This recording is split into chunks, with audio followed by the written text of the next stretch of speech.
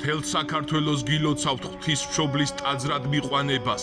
ეს ერთ-ერთი დიდი დღესასწაულია იმ 12 დღესასწაულთა შორის, რომელიც ეკლესიამ დაადგინა.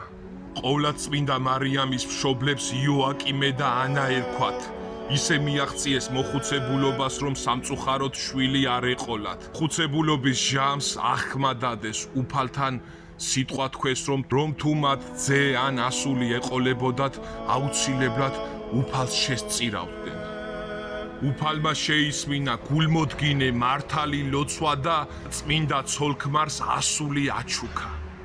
მარიამის 3 წლის რომ გახდა, იოაკიმემ და ანამ საუკეთესო სამოსი შემოსეს და იერუსალიმის ტაძარში წაიყვანეს სანთლებითა და გალობით.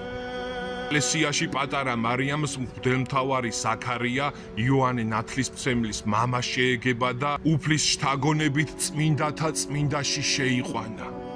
რაც მღვდელმთავრები წელიწადში მხოლოდ ერთხელ დადიოდნენ.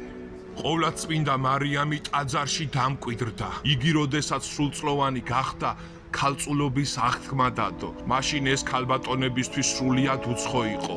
ყოვლადწმინდა ღვთისმშობელი, ქალწული მარიამი კი მაცხოვრის დედა გახდა. დიდება უფალს, ღვთისმშობლის ძალადამადლი გფარავდეთ მთელ საქართველოს, მთელ ქვეყანას, თითოეულ ოჯახს, ქართველებს. ღვთისმშობელი იყოს წილხვედრი გაერთიანებისა, მშვიდობისა და თავისუფლებისა. დიდება უფალს.